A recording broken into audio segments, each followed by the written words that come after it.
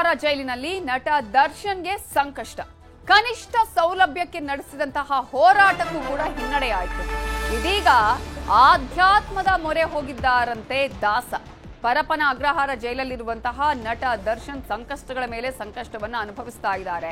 ನನಗೆ ಮತ್ತೆ ಅನಾರೋಗ್ಯ ಸಮಸ್ಯೆ ಇದೆ, ಬೆನ್ನು ನೋವಿದೆ, ಹಾಗಾಗಿ ನನಗೆ ಹಾಸಿಗೆ ದಿಂಬು ಸೌಲಭ್ಯವನ್ನ ಕೊಡಿ ಅಂತ ಹೇಳಿ ಕೋರ್ಟ್ ಮೊರೆ ಹೋಗಿದ್ರು. ಕೋರ್ಟ್ ಒಂದು ಸಮಿತಿಯನ್ನ ಮಾಡಿತು, ಪರಿಶೀಲನೆ ಮಾಡೋದಕ್ಕೆ ಹೇಳಿದಂತಹ ಸಂದರ್ಭದಲ್ಲಿ ಆ ನಂತರ ಅವರಿಗೆ ಚಾದರ ಆಗಿರ್ಬೋದು, ತಿಂಗಳಿಗೆ ಒಂದು ಬಟ್ಟೆ ವ್ಯವಸ್ಥೆಯನ್ನ ಮಾಡೋದಕ್ಕೆ ಕೂಡ ಹೇಳಿದೆ. ಇಂತಹ ಸಂದರ್ಭದಲ್ಲಿ ಇದೀಗ ಒಂದು ಬದಲಾವಣೆ ಕಾಣಿಸಿದೆ ದರ್ಶನ್ನಲ್ಲಿ. ಆಧ್ಯಾತ್ಮದ ಮೊರೆ ಹೋಗಿದಾರಂತೆ ದಾಸ. ಕ್ವಾರಂಟೈನ್ ಸೆಲ್ಗೆ ಒಗ್ಗಿಕೊಳ್ಳೋದಕ್ಕೆ ಹರಸಾಹಸ ಪಡ್ತಾ ಇದ್ದು ಆಧ್ಯಾತ್ಮಿಕ ಪುಸ್ತಕಗಳು, ಚಾಮುಂಡಿ ದೇವಿಯ ಆರಾಧನೆ, ಬ್ಯಾರಕ್ ಪಕ್ಕದಲ್ಲೇ ಚಾಮುಂಡಿ ದೇವಿಯ ಫೋಟೋ ಕೂಡ ಇಟ್ಟುಕೊಂಡು ಇದೀಗ ನಿತ್ಯ ಪೂಜೆಯನ್ನ ಮಾಡ್ತಾ ಇದ್ದಾರೆ. ಇಷ್ಟು ಮಾತ್ರ ಅಲ್ಲ, ಪ್ರತಿನಿತ್ಯ ವಾಕಿಂಗ್ ಕೂಡ ಮಾಡ್ತಾ ಇದ್ದಾರೆ. ಪ್ರತಿನಿತ್ಯ ವಾಕಿಂಗ್ ಮಾಡುವ ವೇಳೆ ಚಾಮುಂಡೇಶ್ವರಿಗೆ ಪೂಜೆಯನ್ನ ಸಲ್ಲಿಸ್ತಾ ಇದ್ದಾರೆ. ನಿತ್ಯ ಪೂಜೆ ಮಾಡಿ ಕುಂಕುಮವನ್ನ ಇಟ್ಕೊಳ್ತಾ ಇದ್ದಾರೆ ದರ್ಶನ್. ಹಾಗೇನೆ ಆಧ್ಯಾತ್ಮಿಕ ಪುಸ್ತಕಗಳನ್ನು ಓದುತ್ತಾ ಕಾಲ ಕಳೀತಾ ಇದ್ದಾರೆ ಸೆಲ್ಲಲ್ಲಿ ದಾಸ. ಈ ಮೂಲಕ ಮೊದಲಿಗಿಂತ ದರ್ಶನ್ ನಡವಳಿಕೆಯಲ್ಲಿ ಬದಲಾವಣೆ ಆಗಿದೆ ಅಂತ ಹೇಳ್ತಿದ್ದಾರೆ ಜೈಲಿನ ಸಿಬ್ಬಂದಿ. ನಾವು ಮೊನ್ನೆ ಚಾರ್ಜ್ ಶೀಟ್ಗೆ ಆಗುವಂಥದ್ದು, ಚಾರ್ಜ್ ಫ್ರೇಮ್ ಆಗುವಂತಹ ದಿನದಲ್ಲಿ ಕೋರ್ಟ್ಗೆ ಕರ್ಕೊಂಡು ಬರುವಂತಹ ಸಂದರ್ಭದಲ್ಲೂ ಕೂಡ ದರ್ಶನ್ ಹಣೆಯಲ್ಲಿ ಕುಂಕುಮ ಇದ್ದಿದ್ದನ್ನ ನಾವು ಗಮನಿಸಿದ್ವಿ. ಆ ರೀತಿಯ ಬದಲಾವಣೆ ಈಗ ದರ್ಶನ್ನಲ್ಲಿ ಕಾಣಿಸಿದೆ. ನಡವಳಿಕೆಯಲ್ಲಿ ಬದಲಾವಣೆ ಆಗಿದೆ. ಇದರ ಬಗ್ಗೆ ಇನ್ನಷ್ಟು ಅಪ್ಡೇಟ್ಸ್ ಕೊಡೋದಕ್ಕೆ ನಮ್ಮ ರಿಪೋರ್ಟರ್ ಗಂಗಾಧರ್ ವಾಗಟ ಈಗ ನೇರ ಸಂಪರ್ಕದಲ್ಲಿ ಜಾಯ್ನ್ ಆಗಿದ್ದಾರೆ. ಗಂಗಾಧರ್, ಯಾವಾಗ ಈ ತರ ಒಂದು ಸೌಲಭ್ಯಗಳು ನನಗೆ ಸಿಗೋದಿಲ್ಲ ಅಂತ ಗೊತ್ತಾಯ್ತೋ ಆ ನಂತರ ತಾನು ಒಗ್ಗಿಕೊಳ್ಳಲೇಬೇಕಾದಂತಹ ಅನಿವಾರ್ಯತೆ ದರ್ಶನ್ಗೆ ಉಂಟಾಯಿತು. ಇಂತಹ ಸಂದರ್ಭದಲ್ಲಿ ಇದೀಗ ತಾನು ಜೈಲೊಳಗೆ ಒಗ್ಗಿಕೊಳ್ಳೋದಕ್ಕೆ ಏನೆಲ್ಲ ಪ್ರಯತ್ನಗಳನ್ನ ಮಾಡ್ತಾ ಇದ್ದಾರೆ, ಅವರ ನಡವಳಿಕೆಯಲ್ಲಿ ಇದೀಗ ಏನೆಲ್ಲ ಬದಲಾವಣೆಗಳು ಕಾಣಿಸಿದೆ?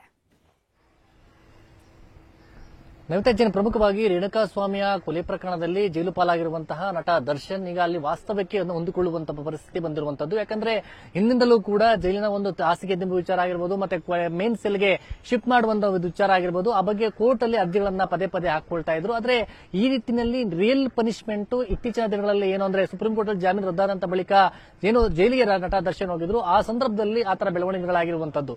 ಆದ್ರೆ ಈ ಒಂದು ವಾಸ್ತವಕ್ಕೆ ಹೊಂದಿಕೊಳ್ಳುವಂತಹ ಪರಿಸ್ಥಿತಿ ಅಂದ್ರೆ ಅಲ್ಲಿರುವಂತಹ ಒಂದು ಕ್ವಾರಂಟೈನ್ ಸೆಲ್ ಒಂದು ವಾತಾವರಣಕ್ಕೆ ಹೊಂದಿಕೊಳ್ಳುವಂತಹ ಪರಿಸ್ಥಿತಿ ನಟ ದರ್ಶನ್ಗೆ ಏನಿತ್ತು, ಆದ್ರೆ ಈಗ ಅನಿವಾರ್ಯತೆ ದೃಷ್ಟಿಗಳಿಂದ ಅಲ್ಲಿ ಹೊಂದಿಕೊಳ್ಳುವಂತಹ ಒಂದು ವ್ಯವಸ್ಥೆ ಆಗಿರುವಂತದ್ದು. ಕಾರಣಗಳನ್ನ ನೋಡೋದಾದ್ರೆ ಅಲ್ಲಿನ ಕೆಲ ಜೈಲಿನ ಸಿಬ್ಬಂದಿಗಳು ಹೇಳುವಂತದ್ದು ಪ್ರಕಾರವಾಗಿ ಹಿಂದೆ ಅಂದ್ರೆ ಚಾರ್ಜ್ ಫ್ರೇಮ್ ಆಗುವಂತಹ ಸಂದರ್ಭದಲ್ಲಿ ನೋಡಿದ್ವಿ. ಯಾಕಂದ್ರೆ ಜೈಲಲ್ಲಿ ನಟ ದರ್ಶನ್ ಇದ್ದಂತಹ ಪರಿಸ್ಥಿತಿಗೂ ಮತ್ತೆ ಅವತ್ತು ಚಾರ್ಜ್ ಫ್ರೇಮ್ ಆಗುವಂತ ದಿನ ಜೈಲಿ ಅಂದ್ರೆ ಕೋರ್ಟ್ಗೆ ಬಂದಂತಹ ಸಂದರ್ಭದಲ್ಲಿ ತುಂಬಾ ಕೂಲ್ ಆಗಿ ಮತ್ತೆ ಎಲ್ಲರ ಕಡೆ ಕೈ ಬೀಸ್ಕೊಳ್ತಾ ಓಡಾಡ್ತಾ ನಗುನಗುತ್ತಾನೆ ಕೂಡ ನಟ ದರ್ಶನ್ ಓಡಾಡುವಂತದ್ದು. ಆದ್ರೆ ಏನೋ ಒಂದ್ ಕಡೆ ಒಂದು ಪ್ರಶ್ನೆ ಉದ್ಭವ ಆಗುತ್ತೆ, ಈ ರೀತಿ ಆಗಿದ್ದಂತಹ ದರ್ಶನ್ ಈ ರೀತಿ ಬದಲಾವಣೆ ಆಗೋದಕ್ಕೆ ಕಾರಣ ಏನು ಅಂತ ನೋಡೋದಾದ್ರೆ ಅಲ್ಲಿನ ಜೈಲು ಸಿಬ್ಬಂದಿಗಳು ಹೇಳುವಂತ ಪ್ರಕಾರವಾಗಿ ನಟ ದರ್ಶನ್ ಈ ಕ್ವಾರಂಟೈನ್ ಸೆಲ್ ಅಲ್ಲಿದ್ದಂತಹ ಕ್ವಾರಂಟೈನ್ ಸೆಲ್ ಪಕ್ಕದಲ್ಲೇ ಅಂದ್ರೆ ಅಲ್ಲಿ ಏನು ಗ್ರಿಲ್ ಪಕ್ಕದಲ್ಲಿ ಒಂದು ಫೋಟೋವನ್ನ, ಚಾಮುಂಡಿಯ ಒಂದು ಫೋಟೋವನ್ನ ಅಲ್ಲಿ ಇಡಲಾಗಿದೆ ಅಂತ ಹೇಳಲಾಗ್ತಾ ಇರುವಂತದ್ದು.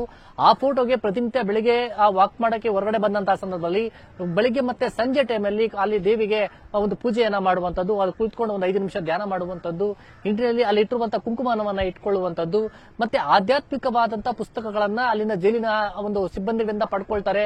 ಆಧ್ಯಾತ್ಮಿಕ ಪುಸ್ತಕಗಳನ್ನ ಓದುವ ಮೂಲಕವಾಗಿ ತಮ್ಮ ಮನಸ್ಸನ್ನ ಹತೋಟಿಯಲ್ಲಿ ಇಟ್ಕೊಳ್ಳುವಂತದ್ದು, ತಮ್ಮ ನಡವಳಿಕೆಯಲ್ಲಿ ಕೆಲ ಬದಲಾವಣೆಗಳನ್ನ ಮಾಡಿಕೊಂಡಿರುವಂತದ್ದು, ಅಲ್ಲಿನ ವಾತಾವರಣಕ್ಕೆ ಹೊಂದಿಕೊಳ್ಳುವಂತಹ ಮನಸ್ಥಿತಿ ಏನಿದೆ ಇವೆಲ್ಲವೂ ಕೂಡ ಕೆಲ ಬದಲಾವಣೆಗಳು ಆಗಿದೆ ದರ್ಶನ್ ಅಲ್ಲಿ.